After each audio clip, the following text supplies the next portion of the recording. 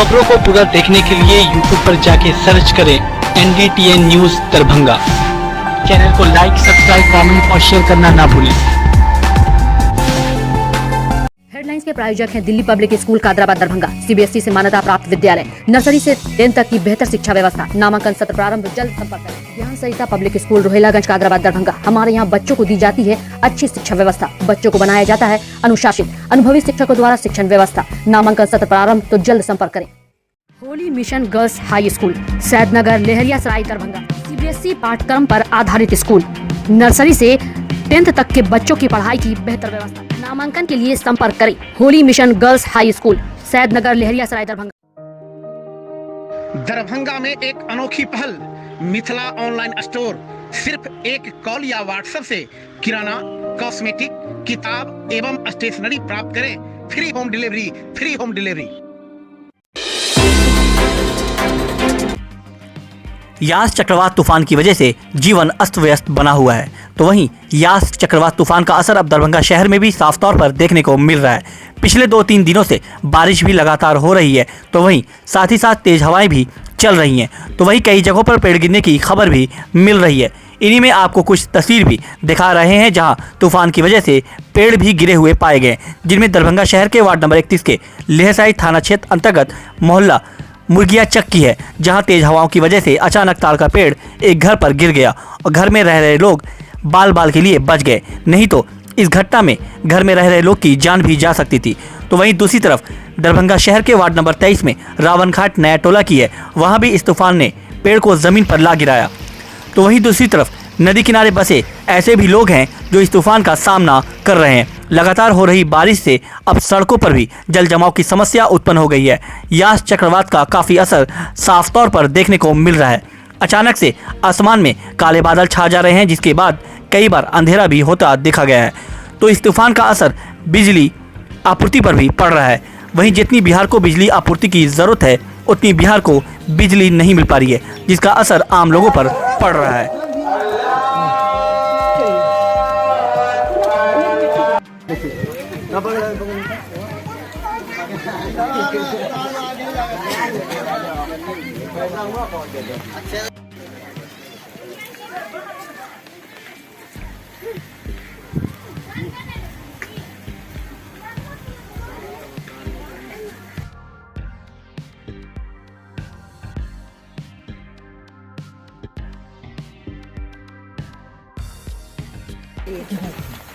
कौन सा मोहल्ला ये? मेरे गया चौक, वार्ड नंबर 31 है। क्या कुछ घटना हुआ है? ये क्या हुआ है? यहाँ पे पेड़ जो गिरा है, कैसे गिरा?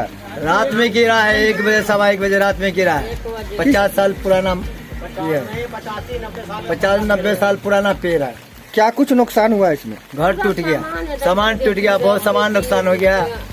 आपका घर टूटा है? जी, मेरे घर। किस चीज का घर है? बांस के। तो कितना का नुकसान हुआ होगा लगभग? बांस के। यहाँ पे गिरा है, हैदर भाई का घर है और अनवर भाई का घर है और मेरे सोबन साहब का घर है। ये मकान में रात पाँची आया, पाँची में जो है ना रात के 1-1:30 बजे करीब गिर गया।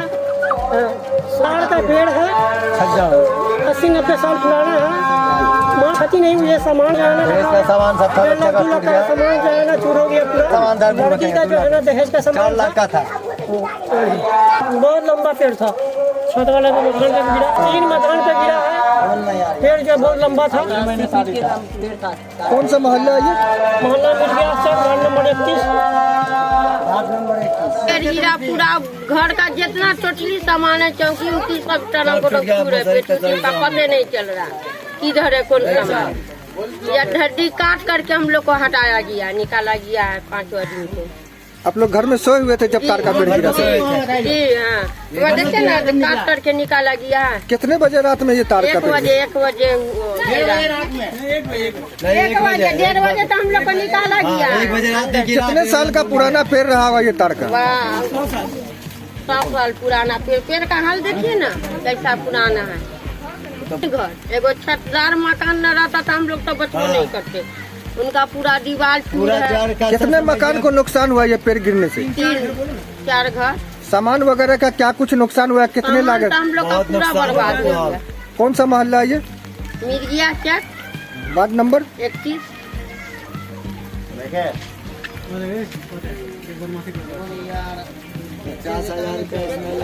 पूरा छूट खत्म।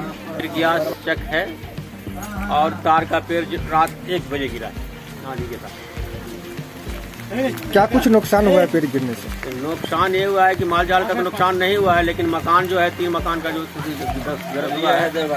किनका घर है जिनके घर पे ये तार का पेड़ ये गिरा है? गिरा है हैदर भाई हैं और अनवर साहब हैं और मेरे फोकन साहब हैं। 3 मकान है।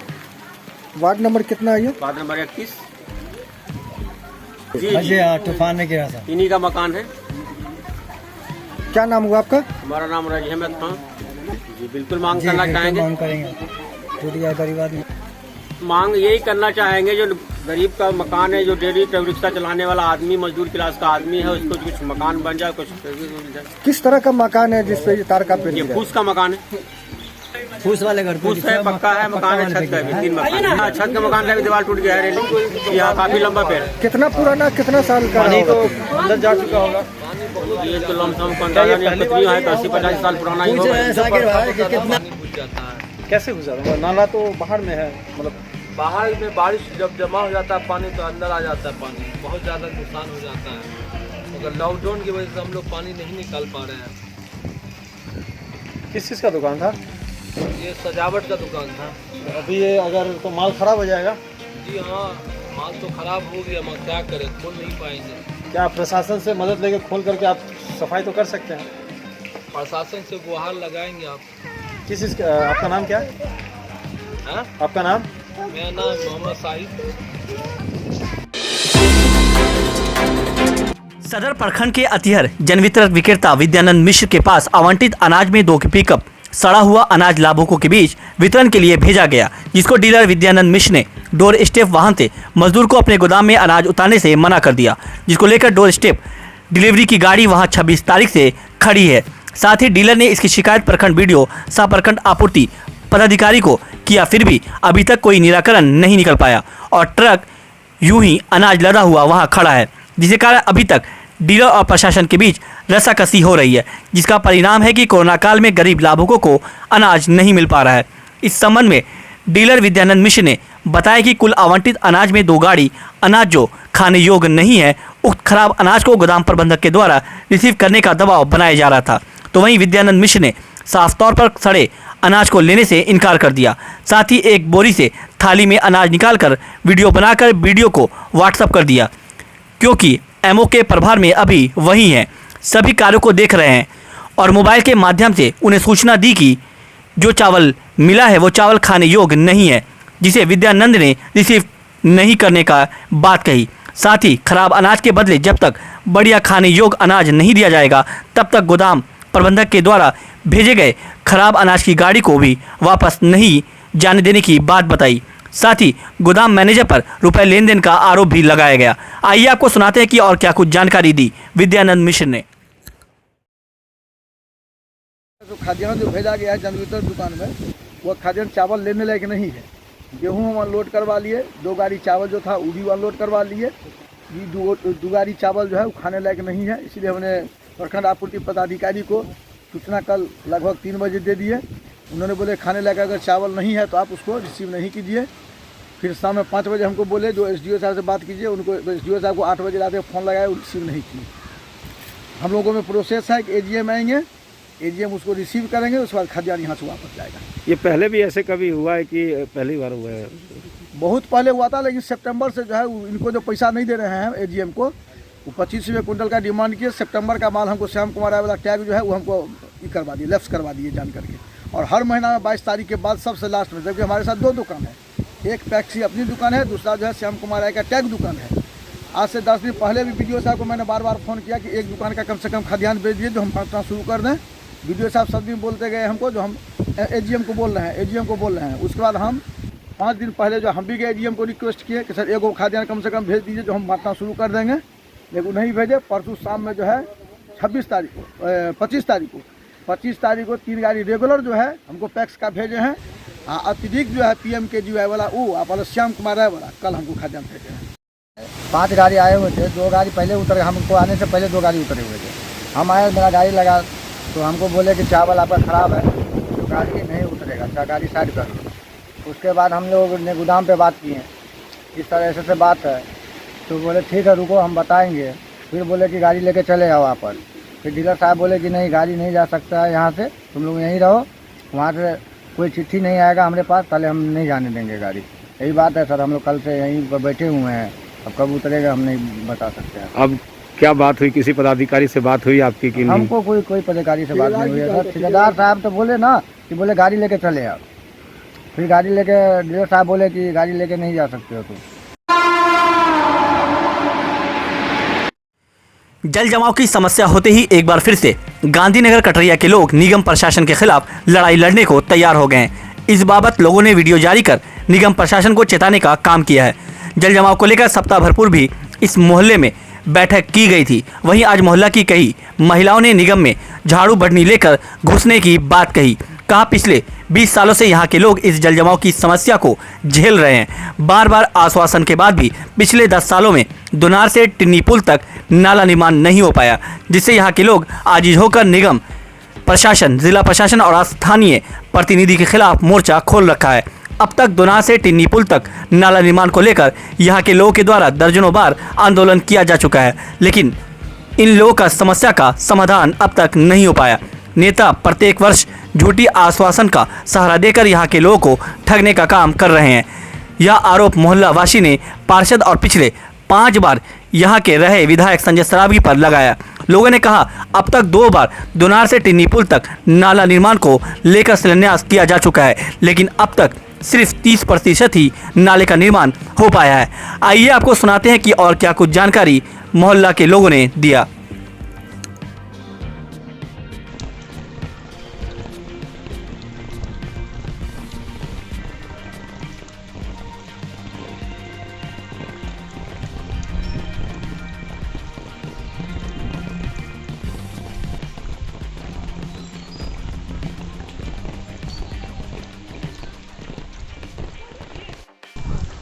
क्या कहना चाह रहे हैं सर? देखिए इस वक्त हम लोग हैं गांधीनगर कटरिया मोहल्ला में, जो दरभंगा नगर निगम अंतर्गत वार्ड 17 के एक वार्ड मोहल्ला में आता है। यहाँ की स्थिति बहुत ही दयनीय है। एक तरफ दरभंगा डीएम जो बोलते हैं कि शहर के 90% नाला की साफ सफाई करवा दी गई है, जिसमें सिर्फ यह लगता है कि उन्होंने पैसा का बंदरबाट किया है, लाखों रुपया का गबन किया है, जिसका नतीजा आज आप लोग यहाँ पर देख रहे हैं। पिछले 24 घंटा से मामूली सा बारिश, जो थोड़ा थोड़ा करके बारिश हो रहा है, उसी में आज गांधीनगर कटरिया पूरा डूब चुका है। सड़क और नाला का पता तक नहीं चल रहा है कि सड़क कहाँ है और नाला कहाँ है। बड़े बड़े गड्ढे हैं, लोगों की स्थिति बहुत ही दयनीय हो चुकी है, लोगों के घरों में पानी घुस चुका है। ये तो मामूली बारिश की बात है, लेकिन हम लोगों को यह डर लग रहा है कि अगर कहीं तेज बारिश हो तो लोगों के घरों में पानी घुस जाएगा, लोगों को रहना मुश्किल हो जाएगा, लोगों का गाड़ी निकालना मुश्किल हो जाएगा। एक तो गांधीनगर कटरिया के साथ समस्या यह है कि यह मोहल्ला चारों तरफ जल जमाव की स्थिति से घिर जाता है। ना यहाँ आपको ना बाइक से जा सकते हैं, ना कार से जा सकते हैं, ना भी कोई साधन यूज कर सकते हैं। तो लोग जाए तो जाए कहाँ? एक तरफ कोरोना महामारी और दूसरी तरफ यह जल जमाव की समस्या लोगों की जीवन को अस्त व्यस्त करके रख दिया गया है। और एक दूसरी तरफ नगर निगम प्रशासन और जिला प्रशासन, जो एक तरफ बोला जाता है कि शहर के 90% नालों की उगाही की जा चुकी है। अगर उगाही की जाती, अगर साफ सफाई किया जाता तो यह स्थिति आज मोहल्ला की नहीं होती। लेकिन व्यवस्था बुझाइए न कुछो, नाली बुझाइए, नाली में सब बुढ़िया सब गिर के डूबै छी। एक तो कोरोना महामारी, ऊपर से ये कोरोना है, एगो ई गंदा पानी से मरबै कि न मरब? सड़क और नाला में तो कोई फर्क ही नहीं पता चलता। एकदम ना नाला बुझाई छै, न घर बुझाई छै, न कुछ बुझाई छै कि केना जाइबै केना अइबै। अच्छा, की मांग करे छी अहाँ सब? की मांग करे छी? नाला दुनू चीज। आ दूसरा यहाँ से मसाला उसाला पीस के लाबै छी, की करू? खाए के ना मरै छी, चूल्हा चक्की हमरा नहीं है, सब डूब गेल है पानी में, सब डूब गेल है पानी में। कहिया से ई सब स्थिति यहाँ के? 20 साल से हमरा सब के नतीजा है। मसाला पीस के दोसरा जंग से ले आई छी, कहाँ खाना बनाओ, कहाँ रहो, घर में पानी है।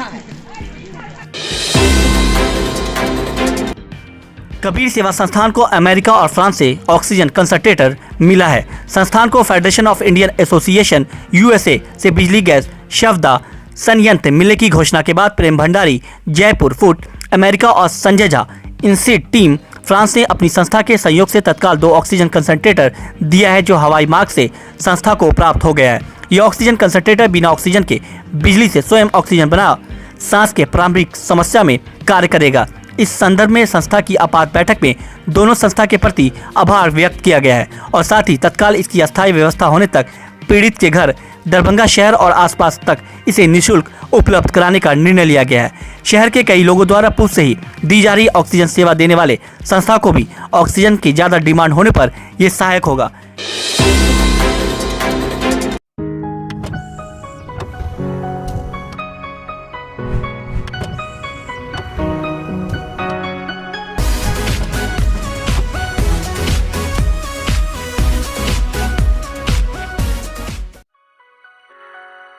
Delhi public school Kadrabad Darbhanga CBSE से मान्यता प्राप्त स्कूल। नर्सरी से 10 तक के बच्चों की पढ़ाई की बेहतर व्यवस्था। अनुभवी शिक्षक के मार्गदर्शन में दी जाती है बेहतर शिक्षा। हमारे यहाँ छात्रों के बेहतर भविष्य के लिए smart classes, computer lab, science lab, library, hostel की अच्छी व्यवस्था। दूर दराज से आने वाले छात्र छात्राओं के लिए ट्रांसपोर्ट की उत्तम व्यवस्था।